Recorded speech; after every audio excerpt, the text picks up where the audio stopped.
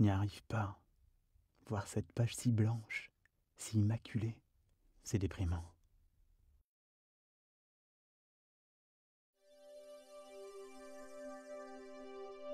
Non.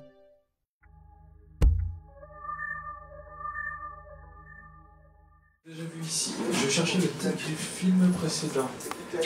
Tic-tac. Voilà. Qui était plutôt une comédie, non? Non, c'est une comédie avec des chutes à la fin, c'est un univers plus moche. Attends. Je remercie d'être venu. Donc en fait, c'était Tic-tac, ça parlait d'un cosplayer, d'un faux tueur qui est rentré dans une espèce de soirée de cosplayer. Voilà. Et celui-là, c'est un peu plus intérieur en fait, c'est l'encre de la Vierge page. En fait, j'ai commencé à écrire un scénario qui s'appelle Mort de faim, et donc j'étais bloqué par rapport à la feuille blanche. Et en fait, c'est une maladie, justement, c'est une phobie de la page blanche que rencontrent pas mal d'écrivains, créatifs. Et donc, la question que je me suis posée, est-ce que l'idée me vient, tous ceux qui écrivons, qui créons, est-ce que l'idée vient d'abord à la base ou est-ce qu'elle se crée lorsqu'on écrit en fait, dans l'acte. Et donc ça a été tourné avec justement des lumières, comme je fais un peu de photos, donc les par 56, enfin, j'ai tout, avec des gélatines et tout ça, donc une espèce de voix intérieure, beaucoup plus, voilà, la chemise est blanche, par rapport au symbole, et aussi l'idée, le sujet qui se pose, la création, la créativité. Voilà, donc il y a une espèce de symbolique avec la virginité, création, de l'univers. Donc l'écrivain qui est bloqué, puis d'un coup il a un génie, puis commence à écrire, en fait il écrit dans le scénario. Donc là c'est moi. Du coup c'est un film qui est tourné assez rapidement. Bah ça a été tourné en 2 heures.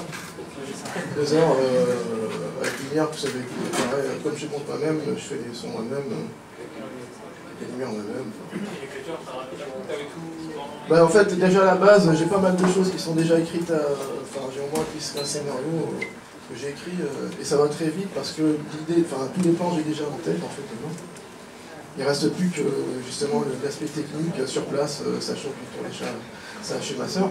Il fallait tout réadapter, selon le comédien, avec les rideaux rouges étaient très importants, une espèce d'ouverture vers le monde. C'est très philosophique, comparé à Tic-tac qui était beaucoup plus fun.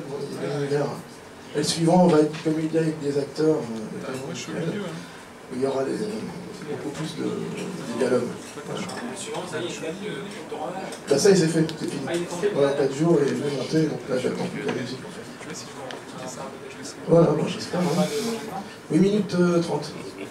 Mais là, il y aura une trilogie en fait, tu commences à écrire le deuxième aussi. Donc voilà.